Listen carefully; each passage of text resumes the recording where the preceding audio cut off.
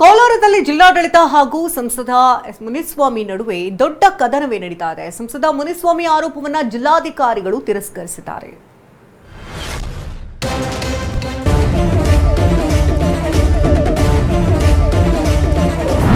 ಕೋಲಾರ ಸಂಸದ ಮುನಿಸ್ವಾಮಿ ಹಾಗೂ ಡಿಸಿ ಅಕ್ರಮ್ ಪಾಷಾ ನಡುವೆ ಸರ್ಕಾರಿ ಗೋಮಾಳ ಭೂಮಿ ವಿಚಾರದಲ್ಲಿ ಗುದ್ದಾಟ ನಡೀತಿದೆ. ಕಳೆದ 3 ತಿಂಗಳಿನಿಂದ ಅರಣ್ಯ ಭೂಮಿ ಒತ್ತುವರಿ ತೆರವು ವಿರುದ್ಧ ಮುನಿಸ್ವಾಮಿ ಪ್ರತಿಭಟಿಸಿದ್ರು. ಸರ್ಕಾರಿ ಗೋಮಾಳ ಜಮೀನನ್ನ ಡಿಸಿ ಅಕ್ರಮ್ ಪಾಷಾ ಮಸೀದಿ, ಖಬರಸ್ಥಾನಕ್ಕೆ ಹಂಚಿಕೆ ಮಾಡಿ ಖಾತೆ ಮಾಡುತ್ತಿದ್ದಾರೆ ಅಂತ ಆರೋಪಿಸಿದ್ದಾರೆ. ಅಲ್ಲಿ ಗಣೇಶನ ದೇವಸ್ಥಾನ ಇದೆ, ಗಣೇಶ ದೇವಸ್ಥಾನ ಕಲ್ಯಾಣಿ ಎಲ್ಲ ಇದೆ. ಇದನ್ನೆಲ್ಲ ನೀವು ಯಾವ ರೀತಿ ನೀವು ಮಸಲತ್ತುಗಳನ್ನ ಮಾಡ್ಕೊಂಡು ಹಿಂದೂ ಧರ್ಮ ಖಾತೆಗಳನ್ನ ನೀವು ಮಾಡ್ತಾ ಇದ್ದೀರಿ? ಇನ್ನು ಸಂಸದ ಮುನಿಸ್ವಾಮಿ ಆರೋಪವನ್ನ ಡಿಸಿ ತಳ್ಳಿ ಹಾಕಿದ್ದಾರೆ. ಸರ್ಕಾರಿ ಭೂಮಿ ಗುರುತಿಸುತ್ತಿದ್ದೇವೆ, ಎಸಿ ಕಚೇರಿ ಇಲ್ಲವೇ ಜಿಲ್ಲಾಧಿಕಾರಿಗಳ ಕಚೇರಿಯಲ್ಲಿ ಬೇಕಿದ್ರೆ ಮಾಹಿತಿ ಪಡೆಯಲಿ ಅಂತ ಹೇಳಿದ್ದಾರೆ.